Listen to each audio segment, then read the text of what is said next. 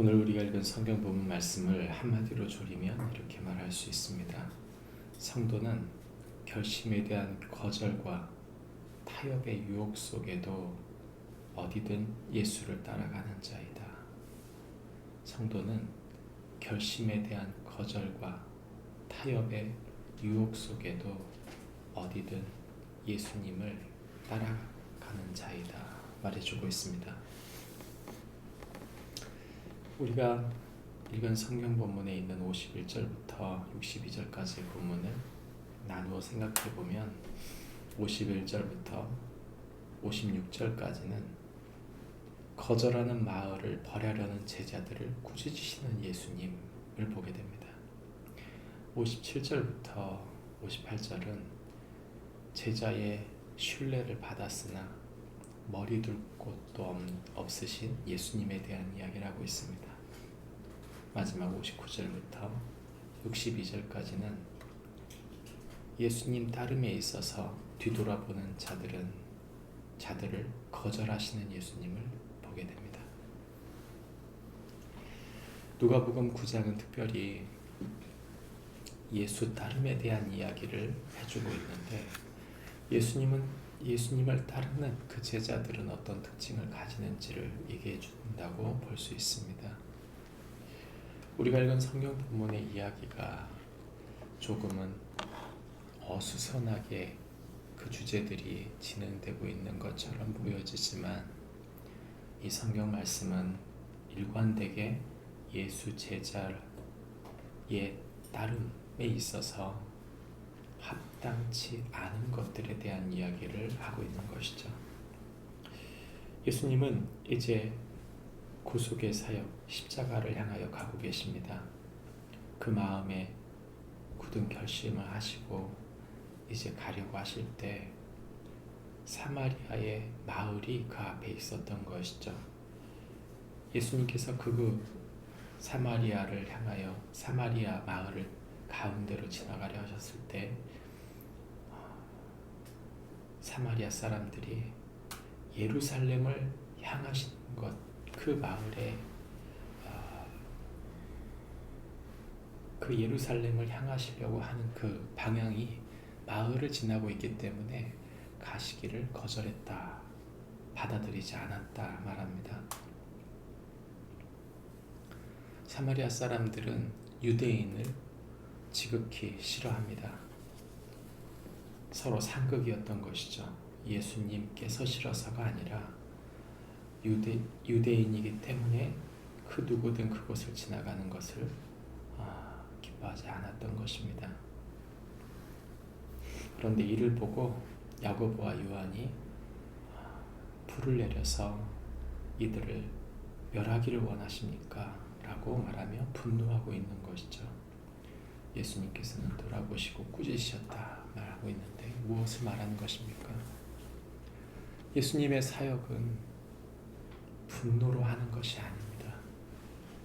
예수님의 사역의 핵심은 심판하는 것이 아닙니다. 우리가 예수님 믿으면서 예수님을 따르지 않는 자들에 대하여 분노하거나 또는 예수님을 거절하는 자들에 대하여 벌을 내리는 것이 마땅하다 생각하고 마음에 분노를 가지고 사역하는 것은 합당하지 않다는 뜻입니다.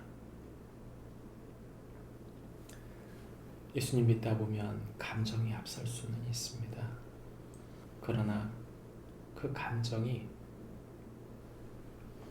부정적 감정으로서, 특별히 예수님을 따라가는 제자로서 가지는 부정적 감정을 가지고 나아가서는 안 된다는 것이죠. 예수 따름이 무엇입니까? 그것은 하나님 나라를 향하는 것입니다. 하나님의 뜻을 이루는 것이죠. 그러나 그 방법이 어떻든 하나님 나라를 이루면 된다, 그것은 합당하지 않다는 뜻입니다. 오늘 우리가 읽은 성경 본문의 두 번째 이야기는 그러면 그렇게 주님을 따르는 주님의 사람의 결단이 있다면 주님께서 무척 기뻐하실 것이다. 맞습니다. 그러나 예수님은 도리어 이렇게 말씀하십니다. 여우도 굴이 있고 공중의 새도 집이 있으되 인자는 머리 둘 곳도 없도다 말씀하십니다. 무슨 말입니까? 그렇게 귀한 결심이 있다면 좋은 상급과 칭찬이 있을 것이다. 우리는 그렇게 생각하는데 주님은 우리에게 먼저 결론부터 말씀하십니다. 이 땅에서 내가 누울 곳도 없다. 다시 말하면 이 땅에 그 있는 무엇인가의 큰 안전함 또는 너에게 주어지는 이 땅에서의 어떤 보상을 기대하지 말라고 말씀하시는 것이죠. 우리가 헌신한 만큼 금방 바뀌었으면 좋겠습니다. 우리가 기도한 것만큼 금방 응답되었으면 좋겠습니다. 주님이 뭔가 우리에게 확실한 것을 네가 잘하고 있다고 하는 것을 보여주었으면 좋겠습니다. 그러나 주님은 그것을 그렇게 말씀하지 않습니다. 하나님의 나라를 향하는 주님의 제자들이 꼭 기억할 것은 우리가 아무리 헌신해도 우리 눈에 그렇게 풍성한 열매가 보이지 않을 수 있다고 말씀하고 계신 것입니다. 마지막으로 성경은 우리에게 예수님의 제자들의 뒤로 물러섬, 뒤를 돌아보는 자들에 대한 이야기를 합니다. 어떤 이는 아버지의 장례를 허락하여 주십시오. 어떤 이는 내 가족의 작별을 할 수 있도록 허락해 주십시오 말하는 것이죠. 그러나 이것은 사실 깊이 들어가 보면 그 아버지의 장사를 위한다기보다는 그 아버지의 유산을 기대하고 있는 것입니다. 물질적으로 좀 더 안전성을 가지고 제자의 길을 가고 싶어 하는 것이죠. 그러나 주님은 그것이 죽음의 내용과 같다 말씀하시는 것입니다. 주님의 사역은 돈이 있다고 해서 하고 돈 없다고 해서 하지 않는 그런 게 아닙니다. 또한 예수님은 자기 연민을 경고하십니다. 예수 따르면서 가족이 우선이죠. 그러나 예수님보다 우선은 될 수 없습니다. 가족이 사랑스럽고 배우자가 사랑스럽고 나에게 중요한 것은 사실입니다만 지나친 연민, 예수님보다 더 높아진 가족, 높아진 배우자가 있을 수 없기 때문입니다. 말씀을 맺겠습니다. 성경은 우리에게 우리 삶의 여러 상황들이 주님을 따르지 못하게 만들 수 있다고 말합니다. 내 감정이, 부정적 감정이, 나의 결단에 대한 어떤 대가가 또는 내 주님을 따르는 길에 있어서 좀 더 무엇인가를 확보하고 나를 더 이해해주기 원하는 어떤 연민이 주님을 따르는 데 있어서 장애물이 될 수 있다. 우리에게 있어서 지금 장애물이 되는 것은 무엇입니까? 그 무엇도 예수님보다 우선되지 않아야 합니다.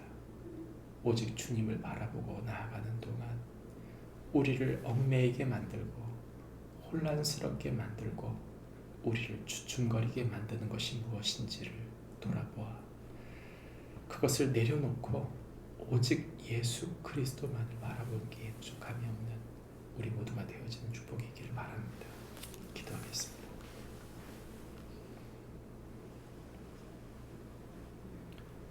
하나님 아버지,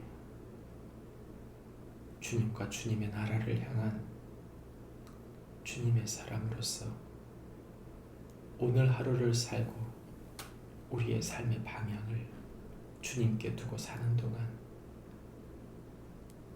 우리를 얽매이게 만드는 수많은 사건들, 수많은 마음의 혼란들, 마음의 기대, 그리고 우리 주변에 사랑하는 이들이 있습니다. 그 무엇도 주님보다 우선하지 않음을 잊지 않고 뒤를 돌아보지 아니하며 주님의 나라를 향하는 주님의 사람들 되게 해주십시오. 예수님의 이름으로 기도합니다. 아멘. 하늘에 계신 우리 아버지,